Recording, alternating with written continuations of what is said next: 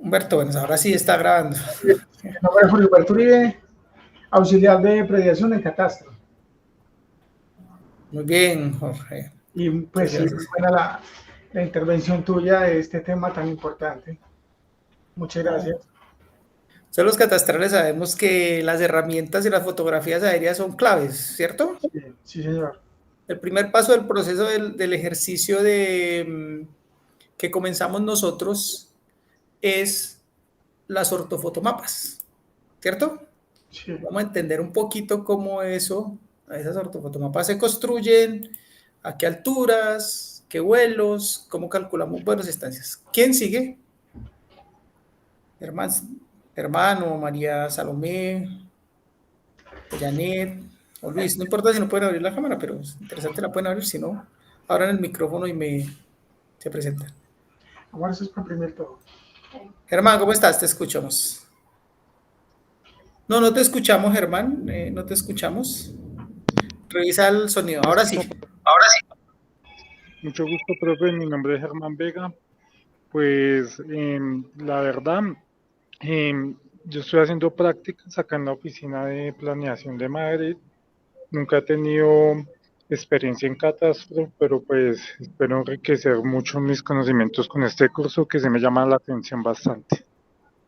No, bienvenido. No importa que tengan experiencias. Cuando tengan experiencia, este es el espacio para que ustedes me hagan todas las consultas. Digamos que no solamente se aplique en catastro, pues por formación, como les digo, soy ingeniero catastral, pero bienvenidos. Por aquí María Salomé nos dice, buenas tardes, profe, mi nombre es María Salomé Caré, Tres Palacios, trabajo en la Secretaría de Planeación y vivo en Cáceres. Muy bien, María Salomé, bienvenida. Eh, Importante eso, planeación utiliza muchísimo. Eh, Ustedes lo utilizan en temas de ordenamiento territorial, ¿cierto? Lo aplican digamos, en muchos otros procesos y las fotografías son claves. La cartografía básica es fundamental. Mario, te damos, entonces, si puedes hablar. Listo, Suéltalo. Mario, no hay problema. Bienvenido, Mario. Aquí estoy leyendo, Mario Alberto. Dice, listo, Mario, no hay problema. La señorita María también dice que no hay problema, tranquilo. No importa que sea en el trabajo, lo importante es que nos den ese espacio para poder compartir. Luis ya nos presentó. Sí, buenas tardes para todos. Mi nombre es Luis de la Osa. Trabajo para la Alcaldía del Retiro en la Dirección de Sistemas de Información Territorial, específicamente pues en el área de catastro, ya 12 años de estar laborando acá en la dirección. Contador público de formación, pero estudiante de tecnología en gestión catastral del quinto semestre. Luis Fernando, bienvenido. Qué bueno poder contar con ustedes, con toda esa experiencia que tienen, con todo ese trabajo en catastro. Por aquí me escribe Mario Alberto Madera Mora Amor y me dice 4 que es nomás. ingeniero agropecuario, ¿correcto? Amor, vea. Madera Mora, ¿sí? Sí, señor. Bueno, perfecto, bienvenido. Por aquí, ¿qué más tenemos? Permítame, miramos aquí. Si alguien falta y quiere hablar antes de comenzar, para que comencemos, les voy a pedir un favor Buenas siempre. tardes, profe. Buenas tardes, ¿cómo Mi estás, nombre, muy Janet? bien, gracias. Mi nombre es Hepsi Quintero Cano, soy estudiante del sexto semestre de Catastro y Agrimensura. Tengo muy poca experiencia en catastro, pero la que tengo es en cartografía. Me fascina mucho. Y para mí este tema es complementario al tema de sensores remotos. Verdaderamente la docente que tuvimos fue Amor, este es excelente. un Usted curso bueno. sabe que todos los días es muy bueno uno conocer los temas y ampliarlos cada día más. Muchas gracias, profe, por la oportunidad. No, a ustedes por darme la oportunidad a mí de compartir algo de la experiencia del conocimiento. ¿Me falta alguien por ahí por presentar? Luis Miguel, ya me ha escrito, ¿alguien más faltó? Bueno, Francisco Javier Anaya Martínez, administrador de empresas agropecuarias, muy también de la mano aquí con todo el tema de la fotogrametría. Ustedes sí deben haber visto algo de fotogrametría, algunos elementos básicos, ¿cierto? De la fotointerpretación. Sí, bueno, ahí dejamos el interrogante. Bueno, Les estaba comentando que ustedes en este espacio vamos a tener dos momentos. Un momento los días martes y un momento los días sábados. ¿Sí? La idea de los días sábados es que hagamos ejercicios, porque aquí también, si bien hay una parte teórica fundamental, también una parte matemática para calcular algunos elementos que ustedes los van a entender, y si vieron fotogrametría van a seguir ahondando en ello, lo hicieron sensores remotos y van a seguir, digamos, ahondando en todos esos procesos.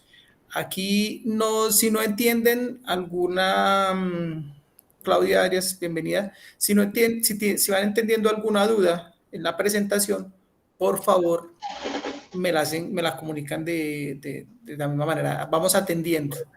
Porque uno va avanzando a veces, si uno cree que las personas están entendiendo, entonces no van haciendo eso. Entonces ustedes, por favor, Jorge, te voy a pedir por favor que me apagues un momento el micrófono. Me van levantando la mano o me van diciendo, profe, un momento, por favor. Cuando empiece la presentación no voy a poder ver el chat, pero ustedes me pueden interrumpir en las dudas que vayan teniendo. Entonces, no siendo más, vamos a comenzar pues de una vez ya con esta. Vamos un momentico que aquí ya estamos toda la pantalla. Un momentico que se me está uniendo una persona. Permítame un segundito. La admito primero. Ahora sí, voy a empezar la presentación. Bueno, permítame un momento. Ya tengo acá. ¿Me están viendo la pantalla, por favor? ¿Me confirman? Sí, estábamos bien. Está perfecto. Muy bien. Vamos a hablar de la fotogrametría y de la fotointerpretación. Este es un TAC de la Universidad Digital para el 2023. Como les dije, era una oportunidad, me invitaron, entonces es una oportunidad para hacerlo. Lo primero que tenemos que hablar es, bueno, ¿y qué es la fotogrametría? La fotogrametría no tiene una concepción única, o digamos que no tiene una sola definición. La fotogrametría tiene varias acepciones y varios autores en distintos países, inclusive en Colombia, tienen algunos elementos que vamos a ir describiendo aquí en estas definiciones, y ellos nos van mostrando como cuáles son los elementos generales para que nosotros entendamos.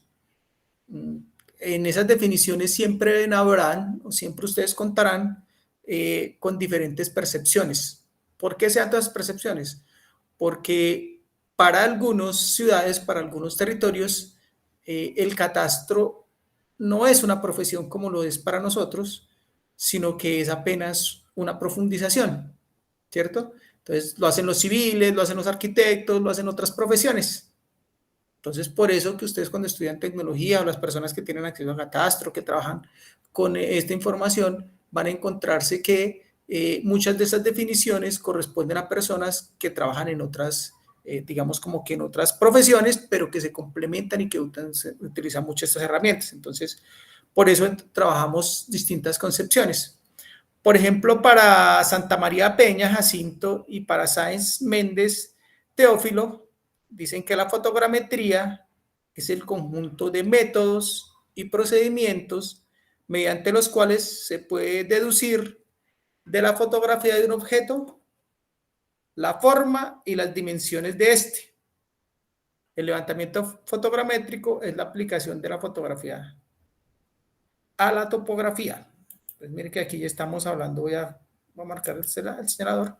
Mire que aquí estamos hablando ya de dos elementos que vamos a encontrar en todos. La forma, las dimensiones, ¿sí? Y para este autor habla de la aplicación a la topografía. Para la Sociedad Americana de Fotogrametría y Sensores Remotos, la fotogrametría puede definirse como un arte, ciencia y tecnología. Aquí era métodos, aquí ya es un arte, ya se conforma como una ciencia y una tecnología que tiene un fin: obtener información cuantitativa, fiable relativa a objetos físicos y su entorno, mediante procesos de registro, medida e interpretación de imágenes fotográficas. Vamos teniendo elementos en común: la fotografía, el objeto, su forma, sus dimensiones, ¿cierto? Registros confiables. Y vamos a seguir entendiendo. La misma Sociedad Internacional de Fotogrametría y Sensores Remotos nos dice que la fotogrametría es la ciencia que realiza mediciones e interpretaciones. Allá atrás los americanos decían que eran confiables, aquí nos dicen que son fiables por medio de fotografías. Para de esa manera obtener métricas. ¿Qué son métricas? Medidas, geometrías del objeto, las formas que tienen los objetos que se ha fotografiado. Entonces vamos teniendo elementos comunes. Para Bonneval, en el 72, decía que la fotogrametría es la técnica para estudiar y definir con precisión, volvemos a lo mismo, formas, dimensiones y posiciones en el espacio de un objeto cualquiera, utilizando medidas realizadas sobre una o varias fotografías. Ya no habla solamente de una, sino de la combinación de varias fotografías. Quirós, Rosado, Elías, en el 2014, también nos dice que la fotogrametría se resalta el carácter científico y cuantitativo en clara asociación con las dimensiones, forma y posición en el espacio de los objetos fotografiados. Ya les explico al final por qué utilizamos, o digamos al final de todo este concepto de definiciones, por qué tantas definiciones y qué elementos tenemos. Para Quirós también dice que etimológicamente, es decir, con la raíz de lo que es la palabra, fotogrametría significa la métrica de lo escrito con luz, es decir, la medida de lo que escribe la luz, en pocas palabras. Para él es una ciencia que utiliza la fotografía para hacer medidas y su aplicación es extensiva a numerosas áreas del conocimiento. Por eso en fotogrametría todos la vemos. Vamos desde geólogos, catastro, todas las personas que tengan que ver con algo sobre la Tierra, necesariamente van a utilizar la fotogrametría. Existen otras técnicas que utilizan también las fotografías aéreas que se denominan fotointerpretación. Y la fotointerpretación se dedica al estudio pormenorizado de esas fotografías con el objeto de analizar fenómenos muy variados de muy variada tipología. Pero hay que aclarar una cosa. La fotogrametría no interpreta fenómenos, sino que mediante mediciones de la fotografía genera planos y mapas de gran exactitud. A esto quería llegar. Es decir, cuando nosotros estamos haciendo fotogrametría, nosotros lo que hacemos es fotografías de un espacio, de un lugar. Nosotros no interpretamos el fenómeno.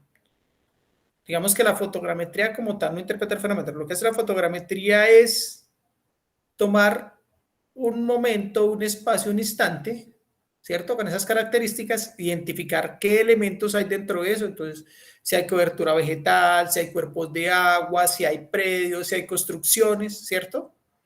Y irlos comparando en el tiempo. Otra última definición, pues, finalmente podríamos definir la fotogrametría como la ciencia para elaborar mapas o planos partiendo de fotografías. Entonces, ya tenemos dos definiciones. Y aquí, para el Instituto Geográfico Agustín Codazzi, porque siempre tenemos que traernos, bueno, si bien los demás lo ven allá, nosotros como lo vemos acá, la fotogrametría es la ciencia o técnica cuyo objetivo es el conocimiento de las dimensiones y posición de objetos en el espacio, a través de medidas realizadas a partir de intersección de dos o más fotografías, de una fotografía y de un modelo digital del terreno correspondiente al lugar representado, el cual ha de ser realizado anteriormente por intersección de dos o más fotografías. Esta es la consulta del IGAC, que nos dicen siempre lo mismo. Entonces, en términos generales, podemos entender qué es la fotogrametría y qué es la fotointerpretación. En palabras claras, 2 palabras sencillas. ¿O lo resumimos? Entonces, ¿qué entendemos por fotogrametría? Tranquilos, es el espacio para equivocarse. ¿Alguien quiere compartir?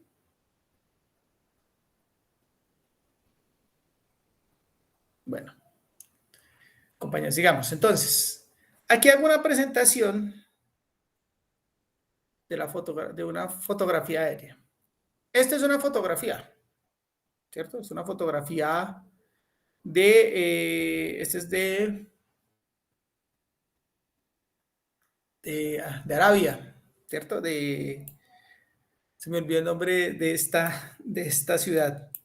En esta fotografía nosotros vemos, digamos, todos los espacios, ¿cierto? Vemos las dimensiones y las alturas. Pero esta fotografía, digamos que tiene una inclinación y no nos permiten ver, digamos, realmente, si bien podemos ver las vías, las formas, las alturas, esta es una fotografía de imagen. Es una fotografía que tomé yo con un dron de un espacio de Medellín, ¿cierto? Entonces, si miramos, aquí también se ven las vías, se ven todos los objetos, se ven las formas. Esta ya es una imagen del globo terráqueo ya proyectada, ya corregida, ¿cierto? En donde tenemos todos los continentes, las ciudades, ¿sí? Estas luces lo que representan son simple y sencillamente las conexiones de los espacios de las ciudades. Y por último, a lo que nos lleva la fotogrametría y la fotointerpretación, a la construcción de esas cartas que tenemos. Si ustedes se dan cuenta, las cartas que tenemos nosotros en el IGAC y que nos entregan cuando vamos a hacer cualquier, digamos, necesitamos nosotros generar una cartografía base, alguna cartografía, utilizamos estas cartas, lo que son es la interpretación de todas las imágenes ya digitalizadas, corregidas, ¿cierto? Ortocorregidas y representadas a través de la cartografía de las planchas como son un mapa. Ustedes pueden en cualquier momento consultar la página de datos abiertos del IGAC y pueden encontrar planchas de los diferentes municipios. Que trabajamos en catastro y que tenemos acceso, sabemos que nosotros hay por allá planchas de estos antiguos. ¿Hay alguien quiere? Permítame un segundito, yo salgo de aquí un momento que alguien quiere, no sé si necesitan, alguien me está pidiendo acceso. Bueno, continuamos. ¿Hasta ahí tenemos dudas? ¿Vamos bien? Bueno, perfecto.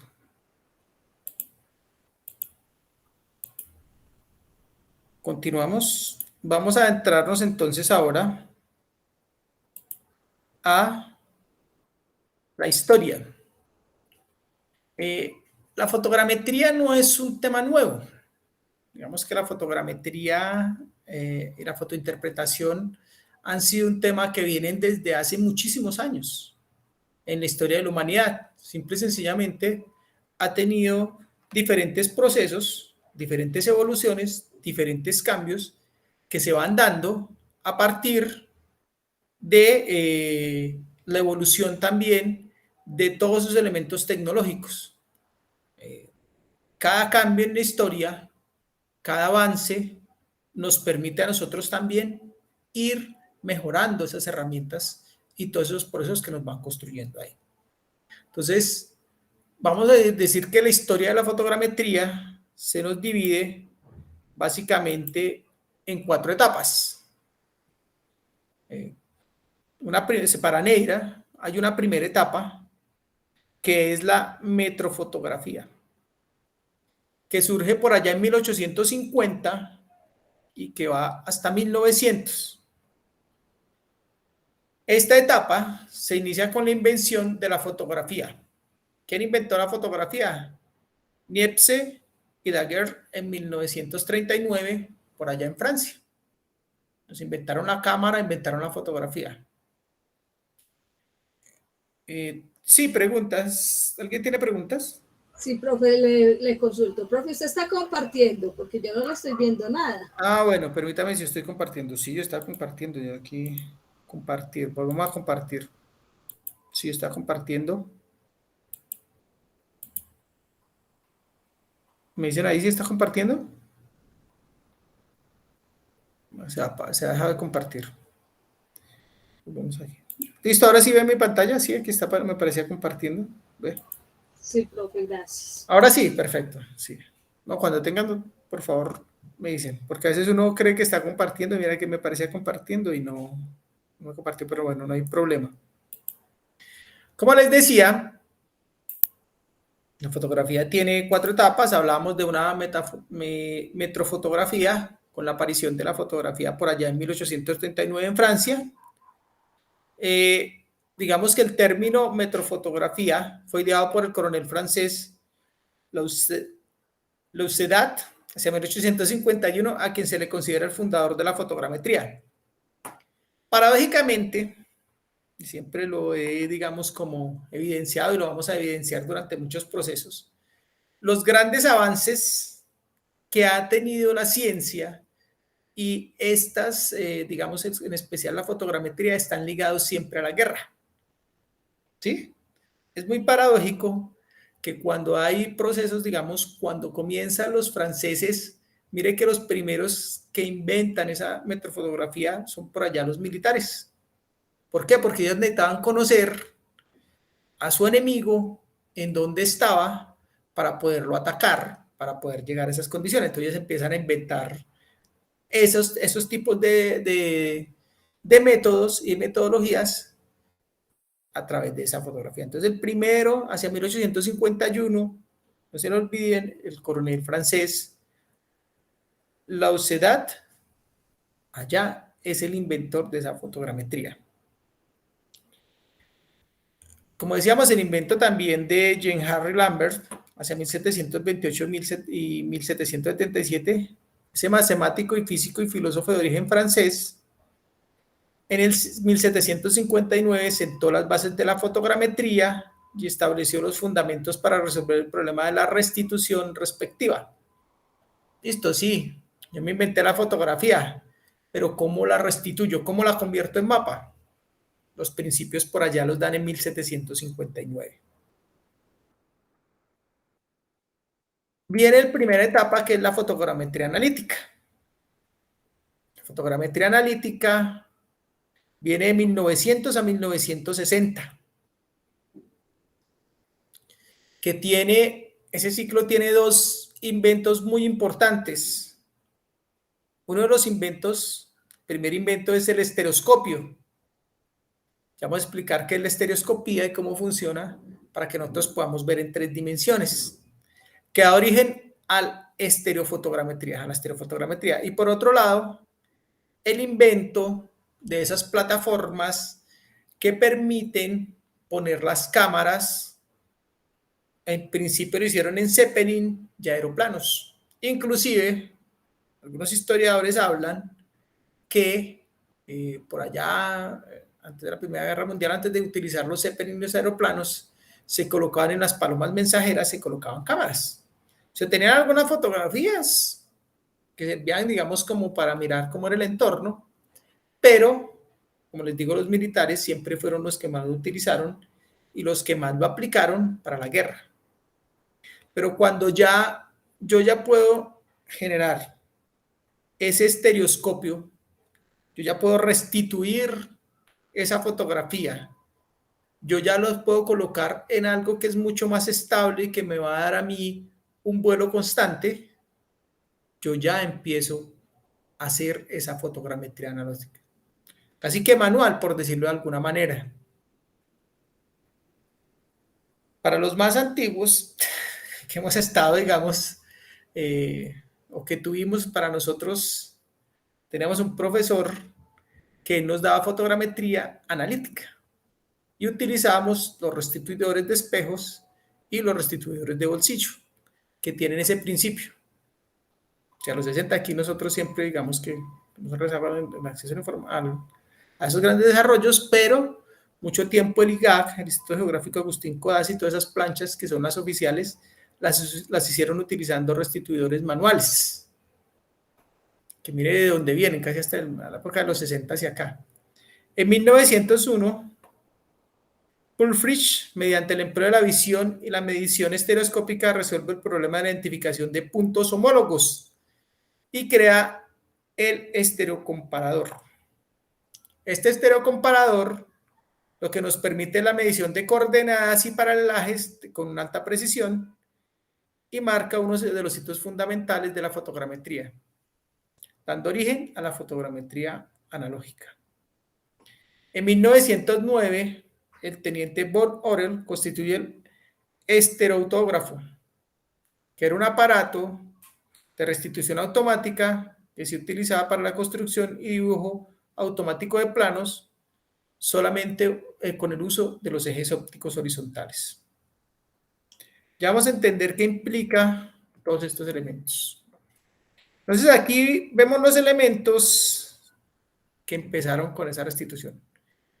El primer elemento es el restituidor.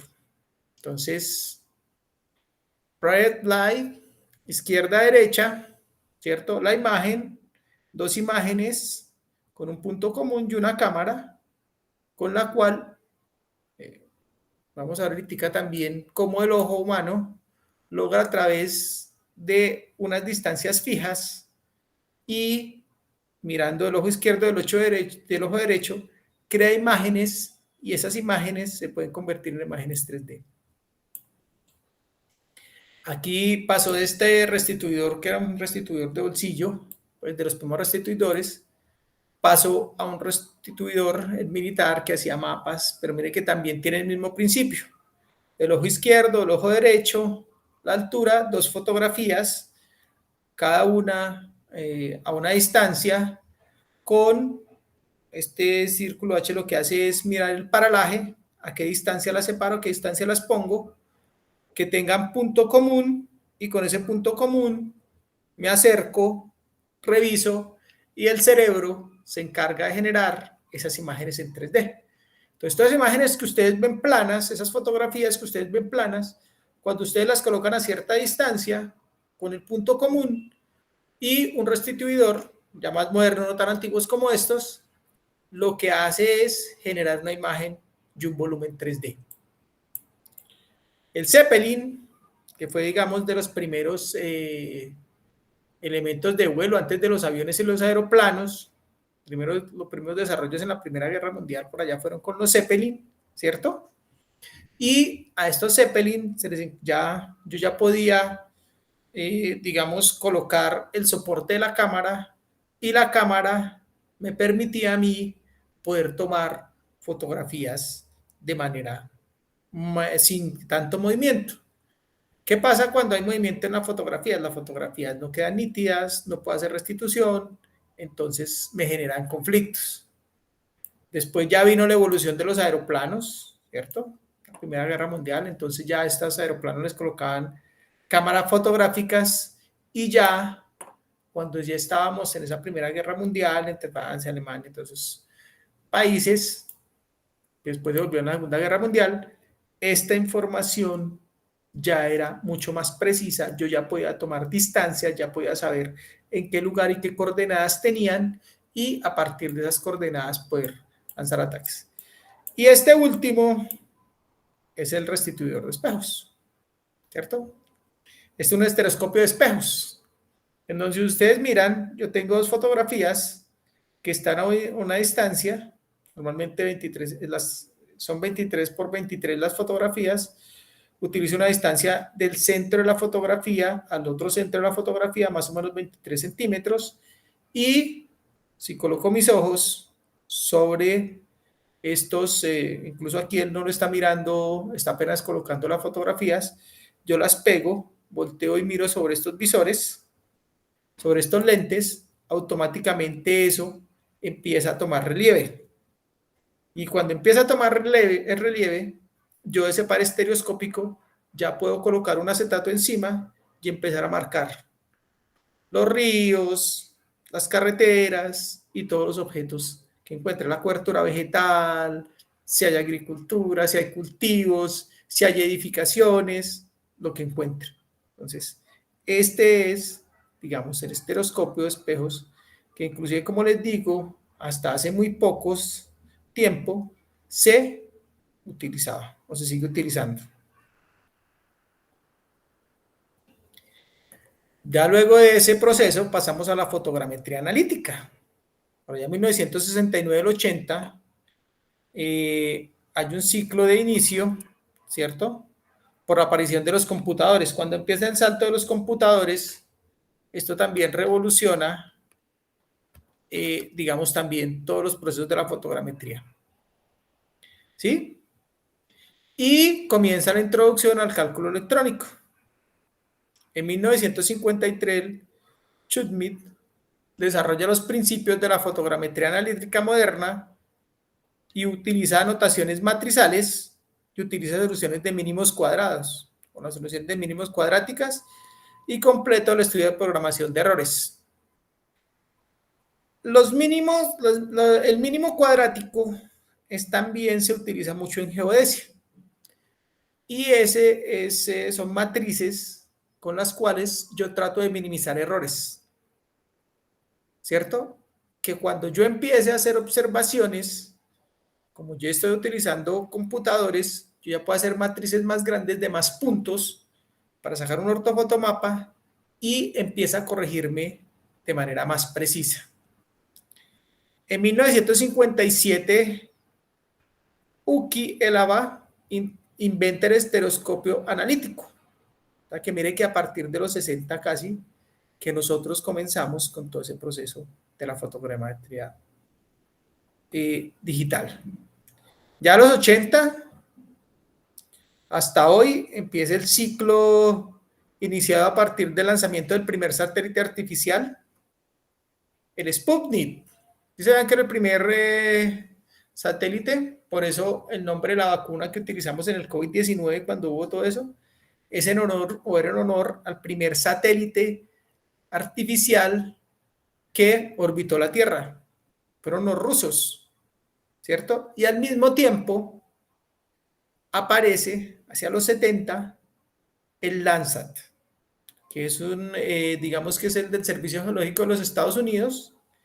Es un proyecto que arrancó con el Landsat y ya va en el Landsat 9. Es de los que más utilizamos nosotros en todo el proceso de interpretación de imágenes satelitales.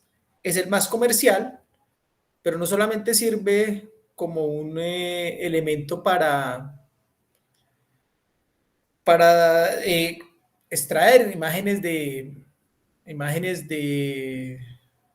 los satélites, sino que también crea una constelación de satélites que se conocen como el GPS, el Global Positional System, y que permite manejar esos GPS y esos teléfonos celulares que manejamos todos los días. Eso es lo que está haciendo ahí. Entonces, mire que el lanzamiento de esos satélites desde los 80 nos ha permitido todos los avances que hemos dado en ese tema del avance de observación de la Tierra, de poder revisar que yo entre a Google, que yo mire Google Maps, que yo pueda ir de un lado hacia otro, que pueda calcular la ruta más óptima, que pueda hacer comparaciones en Google de tiempos y de momentos para poder comparar. ¿Sí? ¿Qué es lo que pasa, digamos, con esta información digital a través de satélites? Pues que las escalas son muy generales. Es decir, que si yo necesito una escala de detalle, las escalas son por ahí 100.000, 50.000.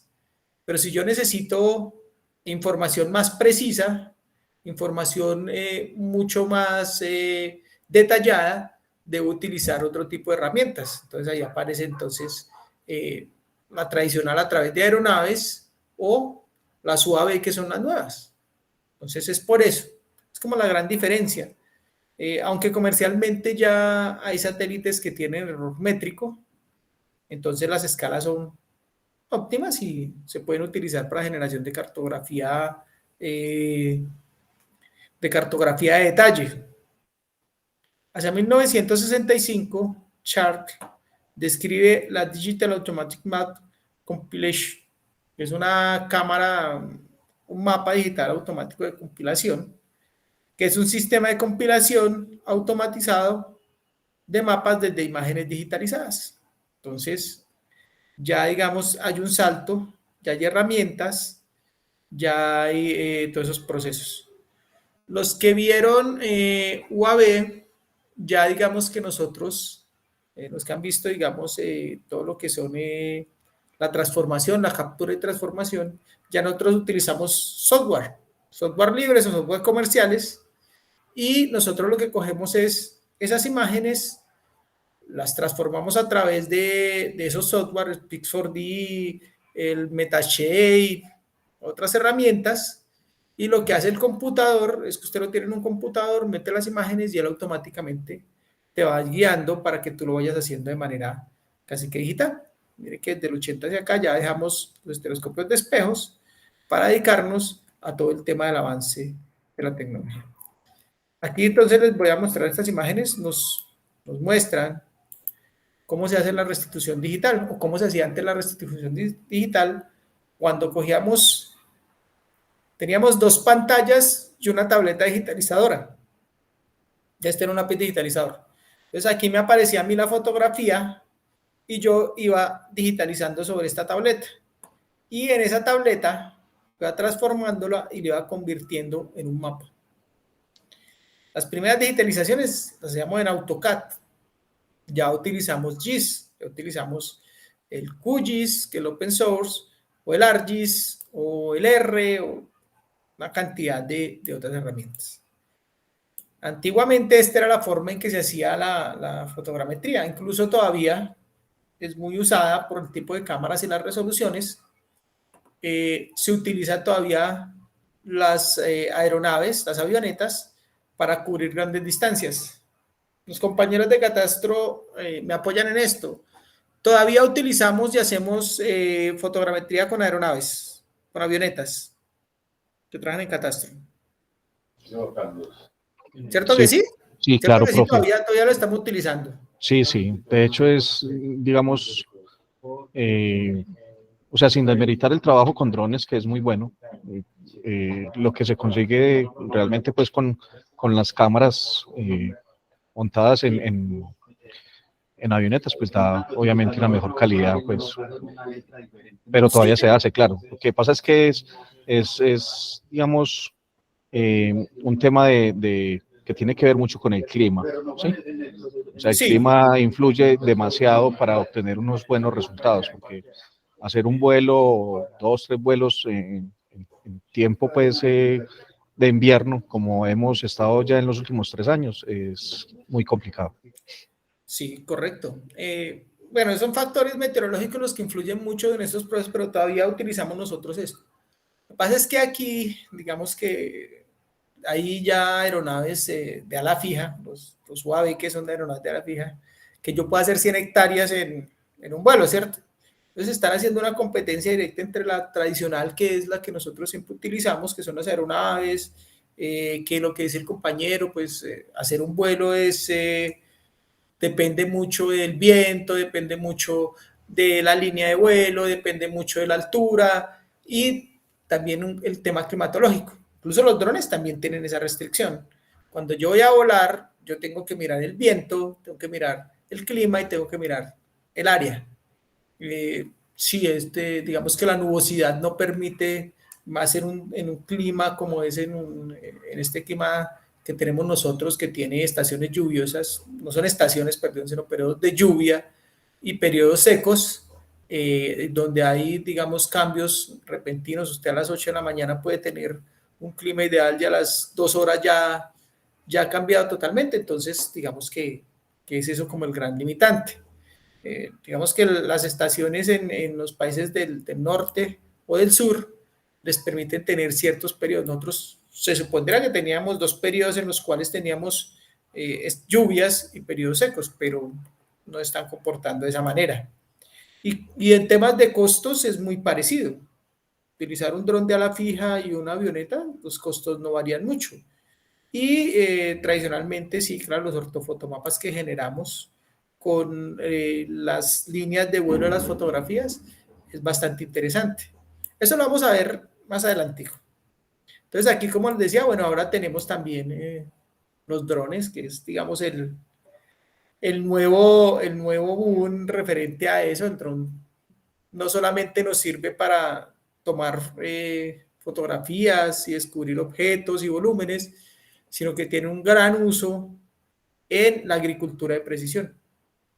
Digamos que uno de los temas que siempre se discutían con el tema del uso de los drones en la agricultura de precisión es que se aplica mucho para las condiciones de los países europeos, ¿cierto? Ellos tienen una topografía, unas variaciones climáticas, unas temperaturas que ellos pueden regular. Pero digamos que aquí lo estamos utilizando, pero no hemos hecho un estudio a profundidad para revisar eso. Creo que nos falta todavía un gran camino, aunque tenemos muchas herramientas, muchos drones ya. El Phantom 4 ya hace parte de la historia, ¿cierto? Estos drones ya realmente no, pues ya dejaron casi que salir de la comercial. Para el tema de minería, fundamental para el tema de minería de subsuelo, con cámaras, con sensores especializados, yo puedo revisar incluso qué hay en el subsuelo. Aquí también en el suelo también para mirar qué tipo de nutrientes, qué tipo, cómo se está comportando, cuál es el crecimiento de eso. Y puedo calcular los volúmenes que yo tengo para explotación y cuánto puedo explotar en eso. Y también son muy utilizados desde lo civil en caso de cubrir grandes áreas que han tenido grandes impactos por sistemas de riesgo, ¿cierto? Entonces, un terremoto, una avalancha, un tsunami, pone muchísimo menos riesgo si yo mando una aeronave no tripulada, que haga un seguimiento permanente de un área y que con esa área yo haga un proceso de fotogrametría, tome las fotografías, las procese y empiece a identificar con cámaras térmicas, con diferentes sensores, yo puedo identificar si hay sobrevivientes, o si hay personas, o si hay cuerpos en determinados lugares. Entonces, eso es, digamos, como el uso que ha tenido estos procesos. Pues ahí venimos con este ejercicio. Esto es lo que les muestro en este ejercicio. Bueno, ya entendiendo cómo ha evolucionado, entendiendo cómo ha crecido y qué es la fotogrametría. Acuérdense que nosotros en la fotogrametría tenemos siempre un objetivo fundamental. La fotogrametría lo que busca es poder medir, poder identificar la forma del objeto que yo estoy identificando, ¿cierto? A partir de la identificación de ese objeto, utilizando pares, utilizando procesos de fotointerpretación, yo puedo generar mapas. Entonces hay unos elementos fundamentales que van a estar tanto en el mapa como en la fotografía aérea. Uno es insumo para la creación del otro. ¿Cómo así, profe? Sencillo. Cuando yo utilizo fotografías, esas fotografías rectificadas, fotorrectificadas, me permiten a mí hacer medidas. Y esas mismas medidas se pueden trasladar al mapa y esas mismas medidas deben ser en campo. Entonces, hay unos elementos fundamentales que hacen parte de la fotografía. Uno, y que es clave, es la elección de la escala de la fotografía. ¿Por qué la elección de la escala de la fotografía? Yo les decía, si yo quiero abarcar grandes territorios, grandes terrenos y, digamos, voy a dar un ejemplo, voy a hacer un seguimiento a ver, no sé, a cómo se comporta en los periodos de lluvia un cuerpo de agua, ¿sí? Entonces yo necesito mirar si ese cuerpo de agua mantiene un mismo recorrido cuando está en verano que cuando está en invierno. Yo tengo que hacer fotografías temporales y yo no necesitaría tanto detalle, ¿sí? En principio, necesito hacer una observación de cómo ese cuerpo de agua va interviniendo y va afectando, inundando ciertos sectores hasta donde los inunda, o cuando está en tiempo de menos lluvia, si la capacidad no tiene tanta lluvia, hasta donde disminuye, por ejemplo, el caudal de ese cuerpo de agua. En ese tipo de elementos y acciones, pues para mí no es tan importante tener, digamos, tanto detalle. Entonces yo no tendría que tener unas escalas, digamos, mapas a escalas 1000 o 2000 o fotografías a escalas detalladas, ¿cierto? Sino que yo con una escala 25.000 voy a hacer un seguimiento normal de esa información, puedo revisar ese cuerpo de agua, cómo se comporta en esos dos momentos, tomando unas fotos en cierta temporalidad, cuando hay más lluvia y cuando hay más, digamos, cuando tiene menos lluvias. Entonces me puedo hacer un seguimiento a eso. Un seguimiento que está muy de moda, por ejemplo, lo del volcán, ¿sí? Volcán Nevado del Ruiz, entonces cómo se comporta, qué pasa con la nieve que está alrededor. Entonces yo ahí no necesito mapas de mucho detalle, necesito fotografías que me abarquen muchísimo más terreno, ¿cierto? Que me muestren cómo se comporta alrededor del cráter del volcán y que me muestre cómo esa información se va generando. Entonces la escala es importante. Contrario, si a mí me dicen, no, es que vamos a comenzar la actualización de la formación de la cabecera municipal de San Luis. Voy a dar un ejemplo, cualquier municipio. De San Luis o de San Carlos. ¿Qué me toca a mí? Seleccionar una escala adecuada. Ahí ya las escalas 25.000 no me van a dar los detalles que yo necesito para hacer ese levantamiento, ¿cierto? Entonces yo tengo que escoger la escala del vuelo, la escala de la fotografía, en comparación al mapa que voy a producir. ¿Claro ese concepto?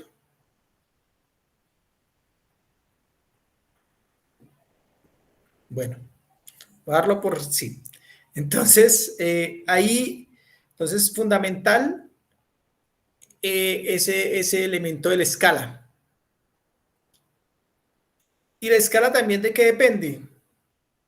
Bueno, creo que más adelante en las otras presentaciones, en los otros encuentros, vamos a establecer cómo calcular la escala para poder, qué tipo de fotografía necesito yo. Entonces, la escala de la fotografía está en la función de la escala que yo quiero representar, o la escala del mapa a representar. El tamaño de los objetos que se pretenden detectar. Es decir, como yo les decía, si yo tengo una escala mucho mayor, necesito mucho más área, no necesito tanto detalle, yo utilizo escalas generales. ¿Cuáles son las escalas generales? Las 100.000, unos 100.000, unos 50.000, inclusive unos 25.000 para áreas rurales, es un poquitico de detalle para área rural, unos 10.000, ya las escalas específicas, que son donde yo quiero cubrir grandes áreas rurales, pero necesito mirar el detalle, cómo se comporta el territorio, utilizo las 25.000 y las 10.000, y para las urbanas están las 5.000, unos 5.000, uno 2.000 y uno 1.000, en donde yo puedo coger una manzana, identificar bien el predio, identificar bien eso. Para agricultura, si yo tengo que cubrir una zona de cultivos, pues mis escalas tienen que ser una escala de detalle, ¿cierto? Y en esa escala de detalle, pues yo voy identificando los elementos. Y eso es lo que nos quiere decir aquí este elemento fundamental, la escala. ¿Qué quiero representar? ¿A qué tamaño lo quiero representar? ¿Y qué problema quiero resolver? Entonces, esa es una de las características cuando yo escojo a qué escala se realiza el vuelo para poder representarlo. Existe una relación entre la imagen, que es esta que tenemos aquí a la izquierda, en términos de 1 sobre la medida de los objetos que yo quiero determinar, y en el plano, que es igual a 1 sobre la medida que yo quiero representar en el plano. ¿Cierto? En esta imagen, lo que se quiere demostrar simple y sencillamente es que este mismo punto B, que esté en el mapa y que corresponde a una carretera, ¿cierto? Cerca a una construcción, en la fotografía aérea es la misma. Y si yo busco ese punto C, que es esta glorieta, tanto en la imagen como en el mapa, tiene la misma representación. Y lo mismo sucede con el mapa, escala A, escala B. Si yo mido en la escala de la fotografía esta distancia A'B', es la misma distancia que va a estar en el mapa. Y si yo me voy a terreno y tomo la fotografía aérea o tomo el mapa a la escala que se representen, va a ser esa misma medida. Si aquí hay 1 kilómetro, 10.000 metros lineales, ¿cierto? Yo voy miro en la fotografía, deben ser 10.000. Miro en el mapa, deben ser 10.000. Y voy a terreno, debe ser la misma medida. Bueno, yo creo que, ¿ya qué horas son? Faltan 2 minutos, ¿cierto? Bueno, por hoy terminamos. Por ahora pues, comenzamos pues con esta presentación, ¿cierto? Hasta ahí vamos bien. ¿Dudas, preguntas, nos está interesando o estamos todavía así como... Profe, usted nos regala... Así todas las presentaciones yo se las comparto. Aparte en Canvas va a quedar la grabación y yo les regalo a ustedes estas mismas presentaciones. Y les regalo unas bibliografías para que ustedes las consulten, para que les queden allá guardaditas. Bueno, antes de que se me vayan, voy a ponerles en el chat la encuesta de satisfacción, ¿cierto? ¿Ok? Si ustedes miran el chat, por favor, allá hay una encuesta de satisfacción. Por favor, me la diligencian. ¿Cuántas personas estuvimos conectados? Me toca hacer un inventario también, un informe de cuántas personas estamos conectados. Bueno, hasta ahí cómo vamos, chicos? ¿Cómo va eso? Jorge, no importa. Ustedes son invitados, no importa. Igual diligencian la encuesta, ¿sí? Sí, claro, no hay problema. Todas las personas que esto... Pero lo que pasa es que esta presentación apenas está comenzando. El sábado continuamos y apenas termine toda la temática de esa presentación, ustedes me mandan los correos si quieren y yo con mucho gusto les envío esa presentación. ¿Listo? Profe, muchísimas gracias. Muy interesante. Bueno, no, por favor no se olviden diligenciarla, no importa que sean invitados, no hay ningún problema. De esto se trata, de compartir un poco el conocimiento y de... Aquí apenas lo estamos como animando. Está sacando error la presentación al activarla. ¿Cuál? ¿El enlace? Sí. Acá yo miro de nuevo. Pero en este momentico yo vuelvo a revisar aquí. Lo tengo en el correo porque yo entré y me funcionó. Lo probé y me funcionó. Profe, pero entonces, ¿por qué es invitado? Porque a mí me abre normal. Ah, pero entonces por eso, por ser invitado. Ah, bueno. Ah, bueno, listo, no. A los invitados les voy a colocar mi correo aquí para que me escriban. ¿Listo? Si quieren. Un segundito, yo aquí les coloco mi correo.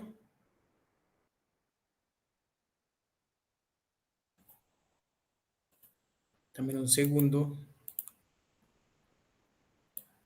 Y ahí, por favor, me pueden escribir, me pueden decir, vea, profe, yo soy el invitado, estuve en tal clase y ya miramos, hablamos con las personas. Pero qué bueno que... espera que me vuelva a copiar la misma dirección. Permítanme un segundo.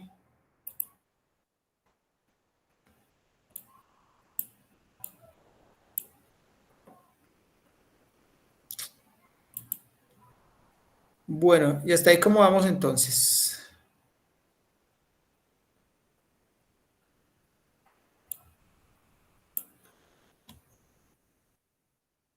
Muy interesante Sí. la charla. Muchas gracias, Jaime, por la charla. Muy interesante. Una feliz tarde. Bueno, que estén muy bien, ya van retirando, no se olviden, necesito saber cuántas personas estuvieron.